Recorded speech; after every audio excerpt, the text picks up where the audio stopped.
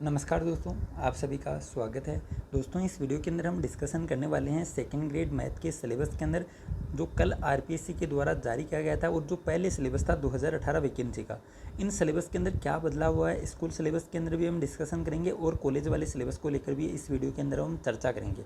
साथ ही आपको कौन सी रणनीति वो अपनानी चाहिए जिससे आपका सिलेक्शन हो 100% होने की क्या वो संभावना हो, और संभावना नहीं 100% आपका सिलेक्शन हो भी जाएगा। ठीक है, अभी देखिए मेरे हिसाब से आपको अभी टारगेट वो रखना चाहिए 65 क्वेश्चन हो जीके का प्लस 75 क्वेश्चन हो मैथ का, है ना। इतना आपका टारगेट वो होना चाहिए और इतना आप आराम से कर भी सकते हैं।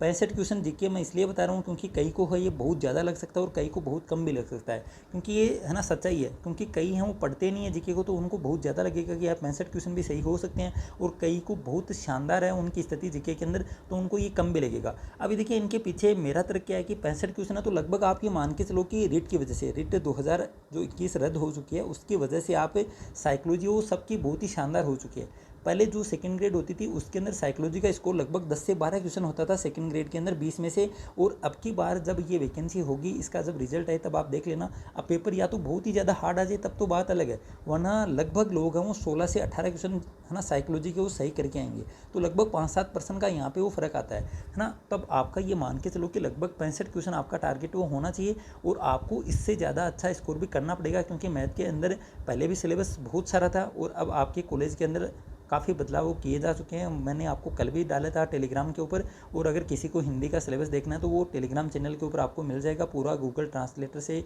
ट्रांसलेट करके, और है ना, और लिंक आपको डिस्क्रिप्शन बॉक्स में वो मिल जाएगा टेलीग्राम चैनल का। वहाँ पर पिंड मैसेज के अंदर आप जाना, सभी मैसेज आपको मिल जाएंगे, 3-4 फोल्डर है ना हिंदी के अंदर सिलेबस के, तो वहाँ पर आपको मिल जाएगा ना। प्रत्येक पेज का अलग से ट्रांसलेट है वो किया हुआ है, जैसे पहले पेज का आपको अलग मिलेगा, दूसरे पेज का आपको अलग मिलेगा, तीसरे का अलग मिलेगा, चौथे का अलग मिलेगा, और पाँचवें का अलग मिलेगा, और छठे पेज का क्या मिलेगा अलग है, वो सिलेबस आपको हिंदी के अंदर मिल जाएगा। ठीक है, तो वहाँ से आप वो चेक कर सकते हैं। तो 65 क्वेश्चन आपका टारगेट वो जीके के अंदर होना चाहिए, और साथ में 75 क्वेश्चन आपका टारगेट होना चाहिए मैथ के अंदर। ठीक है, अब मैथ के अंदर 75 है, लगभग आप मान के चलो कि 8-10% तो कैंसिल आउट हो जाते हैं, कुछ आपसे मिस्टेक हो जाते हैं, कुछ आप तुक्के लगाते हैं ना शिक्षण विधियों के पर्सन के अंदर, तो लगभग 5-10% तो आप मान के चलो कि हो ही जाएंगे ना, क्योंकि 6-7% गलत होंगे, 2-3 वो नेगेटिव हो जाएंगे। तो इस प्रकार आप 90% अटेम्प्ट कर पाते हैं, तो लगभग 75 क्वेश्चन आपके आराम से सही हो जाएंगे, और इतना आप आराम से कर सकते हैं। कौन सी रणनीति आपको अपनानी पड़ेगी, क्या बदलाव हैं, सभी के बारे में हम डिस्कशन करने वाले हैं इस वीडियो के अंदर, तो पूरा वीडियो आप देखना, और वीडियो को अपने दोस्तों के साथ ज़रूर आपको वो शेयर करना चाहिए। ठीक है, और इसके साथ ही जिन्होंने कोर्स वो ज्वाइन कर रखा है उनको भी ये वीडियो पूरा देखना है। कॉलेज वाले सिलेबस के अंदर किस प्रकार से आपको मैटर वो करवाया जाएगा, उनके बारे में भी हम इस वीडियो के अंदर वो डिस्कशन करेंगे। अब देखिए सबसे पहले हम बात करते हैं सेकेंडरी और सीनियर सेकेंडरी जो स्टैंडर्ड का सिलेबस था आपका। अब नंबर सिस्टम है, इसके अंदर कुछ भी चेंजेस वो नहीं हुआ, यही सेम टू सेम आपका पहले दे रखा था। अब इसके अंदर कुछ टॉपिक और नाम वो लिख दिए है ना, जो आप पहले भी पढ़ते थे लेकिन उनका नाम यहाँ पर नहीं दे रखा था, अब वो नाम भी दे दिया। तो इसके अंदर कोई भी चेंजेस जो नहीं हुआ है। 9th और 10th का अगर आप सिलेबस देखेंगे तो लगभग वही सिलेबस है ना, ज्योमेट्री का सिलेबस भी लगभग वही है, वही आपको है ना, पूरा लाइन है, एंगल है ना, त्रिभुज है, त्रिभुज के सभी सर्वांग सम कब होगा, है ना, सब कुछ दे रखा है, और सब कुछ ही पहले था, है ना। ये सब कुछ चीज़ आपको पहले भी पढ़ते थे और अब भी आपको पढ़नी है। इसके बाद ये देखिए आप यहाँ पर देखेंगे तो एरियाज़ के अंदर भी आप सब कुछ वो पढ़ते थे। ये देखिए वर्थ आपके पास है, वर्थ के अलावा ये देखिए आपके पास क्या मिलेगा, सरफेस एरियाज और वॉल्यूम के अंदर आपको पूरा घन घनाभ है ना, गोला है, सब कुछ आपको मिल जाएगा, जो आप पहले भी पढ़ते थे अब भी आपको पढ़ना है, कोई चेंज नहीं हुआ है। ठीक है, इसके बाद हम बात करते हैं अलजेब्रा। तो अलजेब्रा के अंदर सिर्फ और सिर्फ आपके पास चेंज किया हुआ है। एक तो जैसे यहाँ पर एसमी का हम और पढ़ते थे, जो एसमी का अब आपको यहाँ पर नज़र नहीं आएगा। इसके अलावा हरात्मक श्रेणी हम पढ़ते थे, वो टॉपिक भी यहाँ पर आपको नज़र नहीं आएगा। ठीक है, हरात्मक श्रेणी आपको अब पढ़ने की आवश्यकता नहीं है। ये देखिए जो आपको मतलब कौन सी रणनीति अपनानी है वो सुनिए आप। जो टॉपिक आपका हट गया उसको पढ़ने की आवश्यकता नहीं है। जैसे ये देखिए इसके अंदर आपके पास अरिथमेटिक और ज्योमेट्रिक प्रोग्रेशन और दे रखा है ना, समांतर श्रेणी और गुणोत्तर श्रेणी तो है, लेकिन यहाँ पर हार्मोनिक है ना, हरात्मक श्रेणी वो हट चुकी है, मतलब इसको पढ़ने की आवश्यकता अब नहीं है।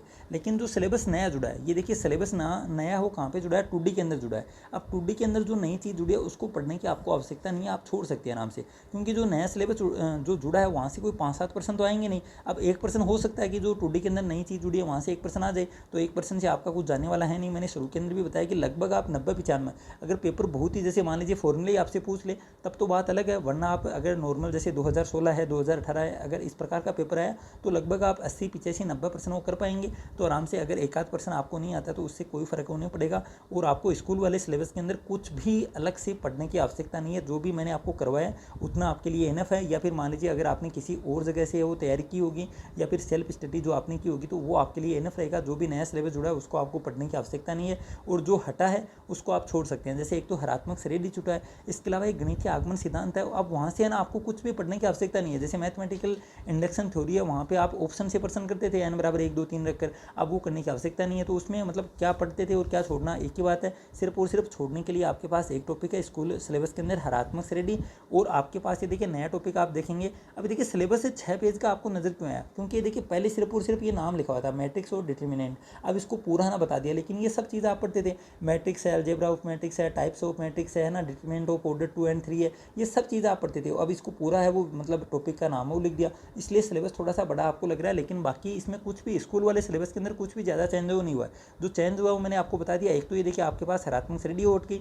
इसके अलावा ये देखिए सेट रिलेशन फंक्शन के अंदर ये सब कुछ आपने पढ़ा। ये देखिए सेट एंड दिए रिप्रेजेंटेशन है, डिफरेंशियल काइंड ऑफ सेट है, ठीक है, डिफरेंट काइंड ऑफ सेट है, फिर वेन डायग्राम आपने पढ़ा है, ऑपरेशन ऑन सेट आपने पढ़ा है, डी मॉर्गन नियम आपने पढ़ा है। मतलब सब कुछ चीज़ आपने वो पढ़ रखी है। रिलेशन है, डोमेन है, को डोमेन ऑफ रिलेशन है, इक्विवेलेंस रिलेशन है, फंक्शन है, जो स्पेशल केस ऑफ रिलेशन है, सब कुछ आपने पढ़ा है। सिर्फ और सिर्फ पहले तो ये इतना सा 3 ही नाम है वो लिखे हुए थे, और अब इनके ये जो सब टॉपिक होते हैं इनका नाम भी वो दे दिया, ठीक है। तो इससे सिलेबस वो आपको थोड़ा बड़ा नज़र आ रहा है। बाकी जो आपने पढ़ा है वही चीज़ वो यहाँ पर दे रखी है ना। इसके अलावा ये देखिए ट्रिग्नोमेट्री। अब ट्रिग्नोमेट्री भी जो आपने पढ़ी है, जो आपकी जो क्लास 11 के अंदर जो बुक चलती थी वही सेम टू सेम है। इसके अंदर कुछ भी अलग नहीं है और कोई भी नया टॉपिक नहीं है, ठीक है। ये सब चीज़ें आपको पढ़नी है। इसके अलावा अगर आप देखते हैं तो ये देखिए आपके पास एनालिटिकल ज्योमेट्री, इसके अंदर 2 डायमेंशन के अंदर ये देखिए आपको कितना पढ़ते थे, कार्टेशियन कोऑर्डिनेट से हमने ये वो शुरू किया था। इसके अलावा देखिए डिस्टेंस बिटवीन 2 पॉइंट है, इसको थोड़ा सा खोल के वो बता दिया। बाकी ये सब चीज़ आपने वो पढ़ी है ना। ये देखिए हर एक टॉपिक आपको आपने वो पढ़ रखा है, यहाँ तक पढ़ रखा है। ये देखिए parametric equation of tangent and normal यहाँ तक आपने पढ़ा है, और प्रॉब्लम बेस्ड ऑन लोकस ये भी आपने पढ़ा है। इसके बाद ये देखिए ये नया चीज़ है वो जुड़ा है ना, पोलर इक्वेशन ऑफ कॉनिक है, पोलर इक्वेशन ऑफ टेंजेंट है, नॉर्मल है, एसिम्प्टोट है, ये सब चीज़ आपने वो नहीं पढ़ी है। तो यहाँ से क्या हो सकता है, ज़्यादा से ज़्यादा 1% वो आ सकता है, ठीक है। अब ये देखिए 1% ज़्यादा से ज़्यादा आ सकता है, तो इसको आपको पढ़ने की आवश्यकता नहीं है। और अगर आप देखेंगे तो ओल्ड बुक के अंदर भी ये चीज़ें नहीं दे रखी है, तो आपको है ना अलग से पढ़ने की मेरे हिसाब से कोई आवश्यकता नहीं है। जो आपने पढ़ रखा है पहले से उतना आपके लिए इनफ है। क्वेश्चन यहाँ से पूछा जाए ये कोई मतलब गारंटी नहीं है कि यहाँ से प्रश्न आए ही। जैसे आपने देखा होगा रीट के अंदर तो काफ़ी नई टॉपिक वो जुड़े थे, लेकिन वहाँ से प्रश्न नहीं आया था। जैसे मान लीजिए रीट के अंदर मैं हिंदी के अंदर बात करूँ तो वहाँ से राजस्थानी शब्द वो आपके जोड़े गए थे, लेकिन राजस्थानी शब्द से संबंधित कोई प्रश्न वो नहीं आया था। अब ये कोई जरूरी नहीं है कि नया सिलेबस जोड़ दिया तो वहाँ से प्रश्न पूछा ही जाए, ठीक है। तो स्कूल वाले सिलेबस के अंदर आपकी वो कुछ भी नया टॉपिक है वो पढ़ने की आवश्यकता नहीं है। जो आप पहले से पढ़ रहे थे उतना आपके लिए इनफ रहेगा। अगर ज़्यादा से ज़्यादा पूछा जाएगा तो यहाँ से हो सकता है कि 1% आ जाए, तो उसको आप छोड़ देना है ना। इससे आपकी कोई मेरिट के ऊपर ज़्यादा इफेक्टिव नहीं आएगा। इसके बाद ये देखिए 3D है, बिल्कुल सेम टू सेम वही सिलेबस है जो आप पहले पढ़ रहे थे। कैलकुलस के अंदर भी कोई चेंज वो नहीं हुआ है, जो पहले आप पढ़ते थे वही आपके पास अभी है वो सिलेबस है। इसके बाद हम देखते हैं ये देखिए वेक्टर अलजेब्रा। पहले क्या था, सिर्फ और सिर्फ यहाँ पे ना 2 लाइन के अंदर वो दे रखा था, और अब ये देखिए इसको पूरा खोल के वो बता दिया कि टाइप्स ऑफ वेक्टर। पहले तो क्या था, सिर्फ और सिर्फ टाइप्स ऑफ वेक्टर वो लिखा हुआ था। अब इसके अंदर इक्वल है, यूनिट है, जीरो है, पैरेलल है, कोलिनियर है, ये सब वेक्टर के नाम दे दिए। तो ये सब तो आप पहले से भी पढ़ रहे थे ना, तो कोई भी नई चीज़ नहीं है। वेक्टर अलजेब्रा भी जो आपने पढ़ रखी है, जो आपकी बुक के अंदर वो दे रखा है वही सब कुछ आपको पढ़ना है। इसके अलावा ये देखिए आप स्टैटिक्स और प्रोबेबिलिटी के अंदर देखेंगे तो इसके अंदर भी कोई नई चीज़ें वो नहीं जुड़ी है। जो आप पहले से पढ़ रहे थे वही चीज़ें वो आपको पढ़नी है। बात करते हैं दोस्तों ग्रेजुएशन स्टैंडर्ड की, और काफ़ी कुछ बदलाव यहाँ पर है वो किए गए हैं, ठीक है। मैंने कल शाम को भी मोटे मोटे तो आपको बता दिए थे टेलीग्राम के ऊपर की क्या चीज़ है वो नई जुड़ी है और कहाँ से मतलब किस प्रकार के प्रश्न आ सकते हैं, थोड़ा अनुमान वहाँ पे बताया था। और बाकी हम इस वीडियो के अंदर तो आप डिस्कशन पूरा डिटेल से करने वाले ही हैं।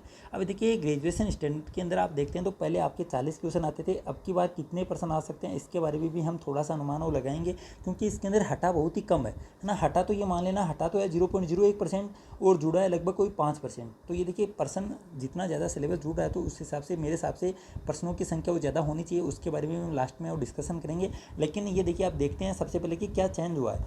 अमूर्त बीजगणित आप देखेंगे तो जो मैंने आपको करवाया था लगभग आप उतना वो कर लेंगे, तो उसके बाहर क्वेश्चन जाने की संभावना बहुत ही कम है। क्योंकि देखिए अगर इसके अंदर देखेंगे तो सब कुछ यहाँ पर ये ऊपर वाली लाइन है, ये सब कुछ मैंने आपको करवा दिया है। अगर आपको नया जो कोई टॉपिक दिखेगा तो यहाँ पर ये देखिए कंजुगेट एलिमेंट वो दिखेगा, इसके बाद यहाँ पर ये देखिए कंजुगेट कॉम्प्लेक्स वो दिखेगा, इसके बाद ये देखिए सेंटर ऑफ ए ग्रुप दिखेगा जो मैंने आपको करवा दिया है पहले। सेंटर ऑफ ए ग्रुप है ना ZG, अगर याद आ रहा है तो आपको हम क्या लेते थे, एक्स से, जहाँ पे एक्स बिलोंग्स करेगा ग्रुप से और उसके बाद एक्स स्टार जी बराबर बराबर जी स्टार एक्स, इस प्रकार से परिभाषा थी, है ना। और मैंने आपको कहा था कि इससे संबंधित मतलब परिभाषा से संबंधित कभी भी प्रश्न नहीं आएगा, सिर्फ और सिर्फ जो इससे संबंधित एक दो थ्योरम थी वो आपको थोड़ी सी याद करनी थी कि ग्रुप का जो केंद्र होता है वो ग्रुप का उपग्रुप भी होता है। इसी प्रकार से देखिए आगे आप देखते हैं तो नॉर्मलाइजर ऑफ ए एलिमेंट ये भी मैंने आपको करवा दिया था, एन ऑफ ए, ठीक है। तो इसके बारे में मैंने आपको बताया था, परिभाषा लिखा कि परिभाषा आपसे कोई नहीं पूछेगा। इसके बारे में भी हमने एक दो थ्योरम देखी थी और कहा था कि इनको आप याद कर लेना, कई बार सत्य और असत्य कथन से संबंधित, है ना, प्रश्न वो आ सकता है।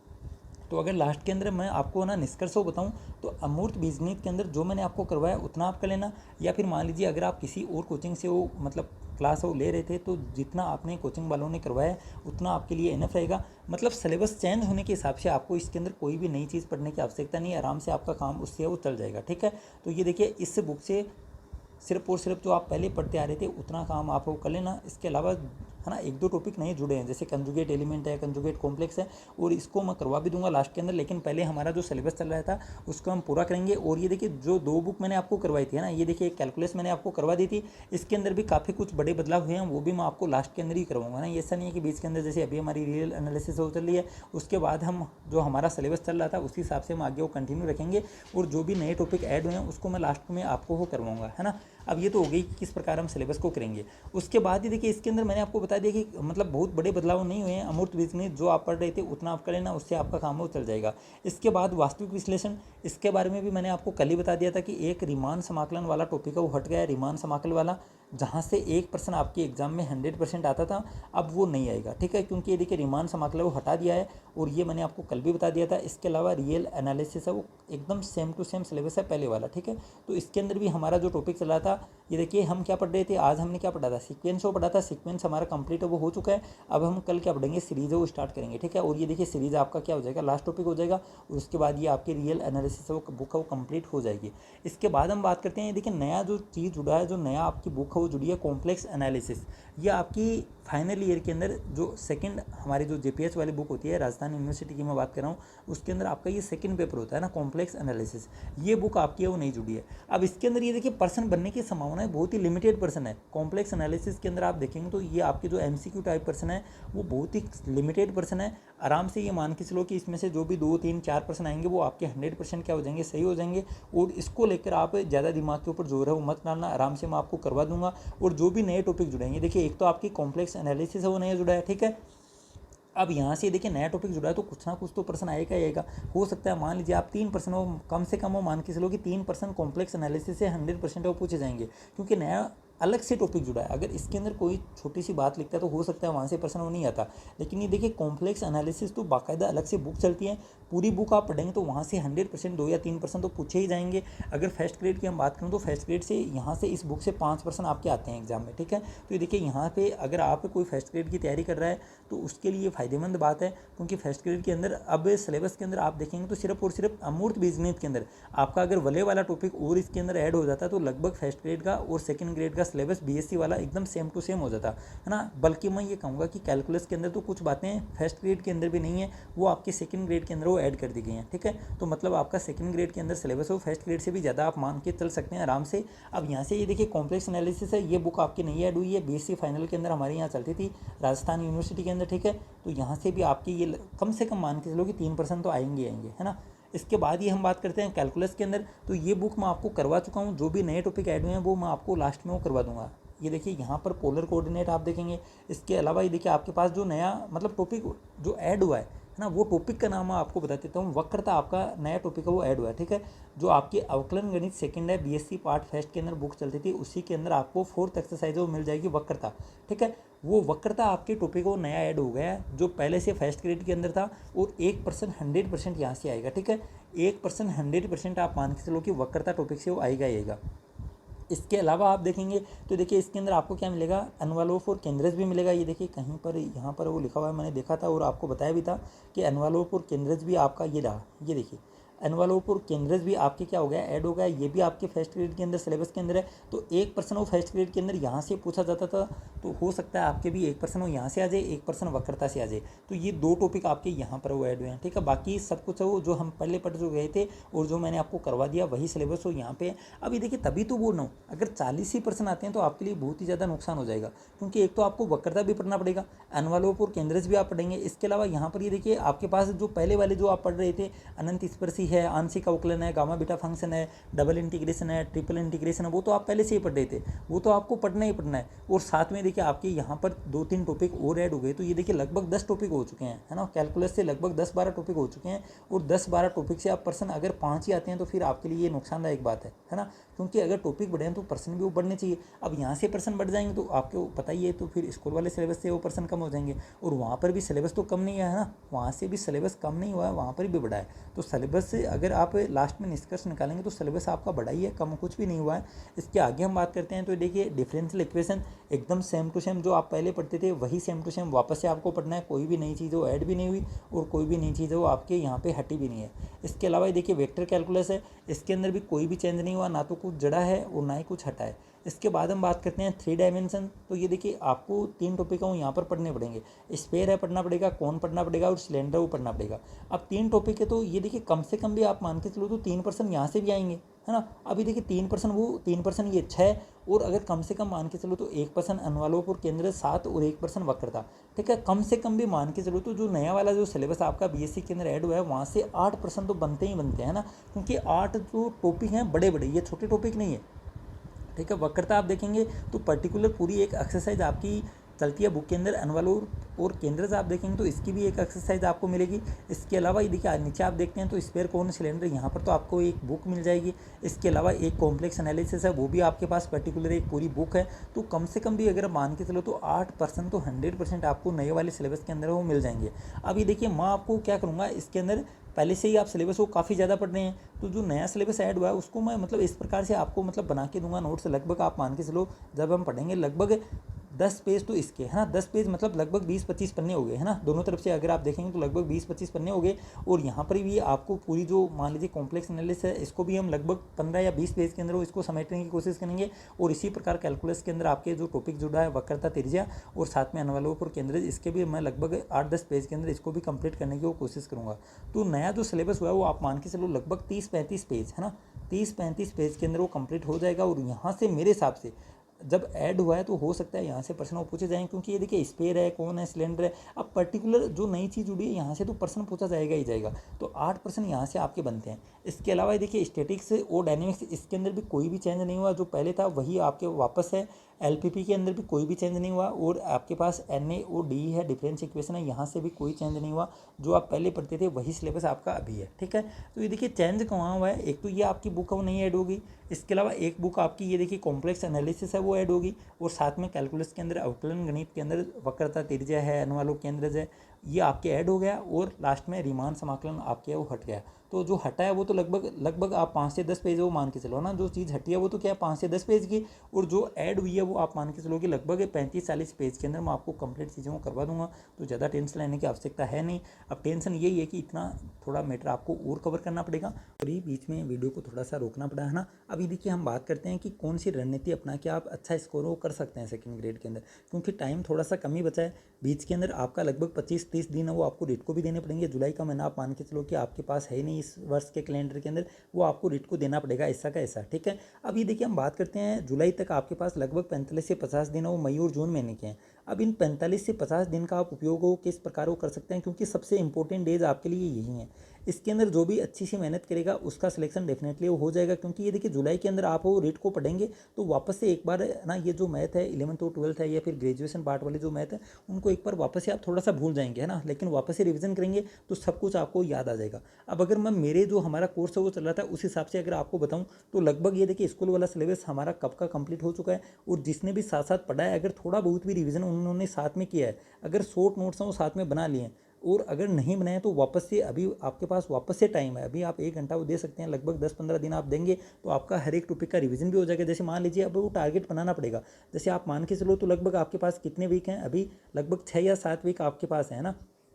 इन 6-7 वीक के अंदर आप ये टारगेट कर लो कि आज से जो अभी संडे के बाद जो आपका पहला वीक स्टार्ट होगा उस वीक के अंदर मैं क्या पढ़ूंगा। मान लीजिए आप वो एक किताब कोई भी ले लीजिए ना, जैसे अलजेब्रा आपने ले ली, कौन सी अलजेब्रा, जैसे क्लास 11 वाली जो अलजेब्रा थी वो आपने ले ली कि मैं इसके अंदर इसका रिवीजन करूंगा और इसके शॉर्ट नोट्सों बनाऊंगा। ठीक है, अगर ये तरीका आप अपना लेंगे ना तो आपके पास कितने दिन है, 7 दिन है।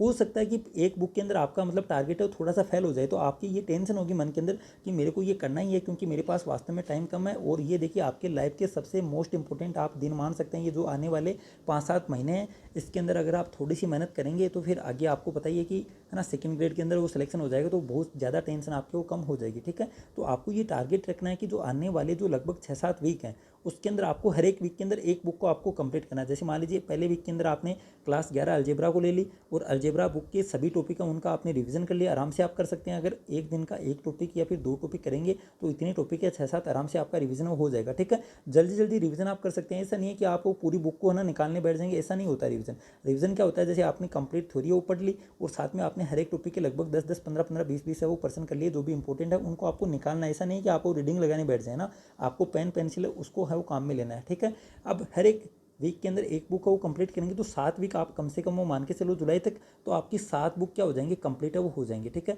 एक बुक कोई भी मान लीजिए अगर रह जाती है तो कोई बात नहीं है, वो आप जुलाई लास्ट के अंदर, क्योंकि 22 या 25 तारीख तक आपकी एग्जाम हो जाएगी, 23-24 जुलाई है। ठीक है, उसके बाद हो सकता है 25 जुलाई को भी चली जाए अगर फार्म ज़्यादा होंगे तो 25 जुलाई के बाद जो एक वीक आपको रहता है उस एक वीक के अंदर आपकी ये 8वीं बुक हो जाएगी। आपके ओल्ड बुक के अंदर 8 ही बुक थी, 8 बुक आपकी कंप्लीट हो जाएंगी, साथ में आपने शॉर्ट नोट्स में वो बनाने हैं। ठीक है, कम से कम भी अगर बनाना चाहिए तो आपको आउटलाइन, समाकलन, 2D और 3D, ठीक है, इनके आपको शॉर्ट नोट्स बनाने ही बनाने हैं। ठीक है, ये देखिए 3 बुक, इन 3 बुक को तो आपको बनाने ही पड़ेंगे, इसके अलावा तो कोई उपाय नहीं है। जैसे आउटलाइन है, समाकलन है, इसके अलावा 2D और फॉर्मूले आपको एक रजिस्टर के अंदर वो लिखने हैं। अगर आप कंप्लीट फॉर्मूले एक जगह लिख लेते हैं तो आपको बहुत ज़्यादा हेल्प होगी, बार बार उनका आपको रिवीजन करना ही होगा ताकि फॉर्मूले से संबंधित अगर कोई भी प्रश्न आए वो कम से कम आपका गलत वो नहीं होना चाहिए।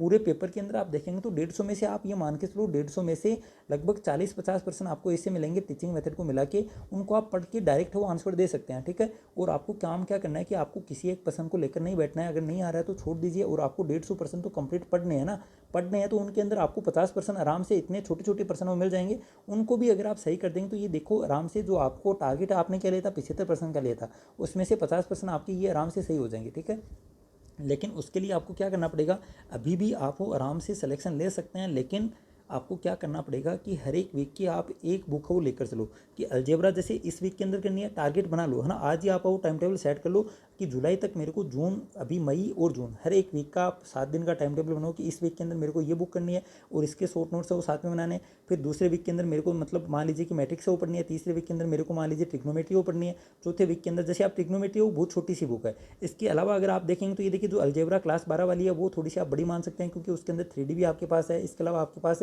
रिलेशन भी है उसके अंदर फंक्शन भी है, उसके अंदर कॉम्प्लेक्स एनालिसिस भी है। तो ये देखिए सॉरी कॉम्प्लेक्स संख्या है ना, कॉम्प्लेक्स नंबर है उसके अंदर, समिश्र संख्या, अभी ये मिक्स हो रहा है ना, कॉम्प्लेक्स एनालिसिस तो आपकी कॉलेज वाली बुक है। अभी देखिए ये उसके मतलब आप देखते हैं तो थोड़ी बड़ी बुक है, तो हो सकता है कि 7 दिन के अंदर मान लीजिए कंप्लीट नहीं होती है, तो आप देखेंगे तो ये देखिए ट्रिग्नोमेट्री है वो बुक है वो थोड़ी छोटी है, तो हो सकता है 2 वीक के अंदर आप वो कर लीजिए ना, दोनों को आप एडजस्ट कर सकते हैं, 2 वीक के अंदर दोनों को कंप्लीट हो जाएंगे। तो आपको ये टारगेट रखना है कि जुलाई तक कम से कम मैं 7 बुकों उनका रिवीजन करूं और साथ में शॉर्ट नोट्स वो जरूर बनाऊं। और साथ में आप ये देखिए कॉलेज वाला सिलेबस तो आप कभी कर ही रहे हैं, तो ये कॉलेज वाला तो हमारा लगभग पहले हमारा टारगेट मई था, तो हो सकता है ये देखिए 2-3 जो आपकी बुक है वो नहीं ऐड हुई, तो लगभग 10 जून आप मान के चलो 10 जून तक आपका 100% वो सिलेबस कंप्लीट हो जाएगा। ये चीज़ आपकी कंप्लीट हो ही रही है और इनका रिवीजन आप जो बाकी बचे हैं 20 है ना 20 दिन जून के, इसके अंदर आप आराम से वो करने हैं और आपको करना ही पड़ेगा, इसके अलावा कोई उपाय नहीं है। अगर आप जैसे अमूर्त बीजगणित है, इसके अलावा वास्तविक विश्लेषण है, इसको अगर आप नहीं पढ़ेंगे ना 5-7 दिन, आपको शुरू के अंदर 2-3 बार इनका जल्दी जल्दी रिवीजन वो करना पड़ेगा। उसके बाद तो आप 1 महीने 2 महीने नहीं भी पढ़ेंगे तो भी आपका काम वो चल जाएगा, लेकिन शुरू के अंदर 2-3 बार रिवीजन वो जल्दी होना चाहिए। जैसे मान लीजिए आज आपने पढ़ा है तो 2 दिन बाद वापस से आपको पढ़ना पड़ेगा, है ना। तो ये 2 बुक हैं वो आप थोड़ी सी हार्ड मान सकते हैं क्योंकि इनके अंदर चीज़ें वो थोड़ी सी आपको याद है वो ज़्यादा करनी पड़ती हैं, बाकी तो नॉर्मल चीज़ें आराम से आपको कवर अप हो जाएंगी, ज़्यादा टेंशन लेने की बात नहीं है। ये तो आपको मैथ के अंदर वो तरीका अपनाना है।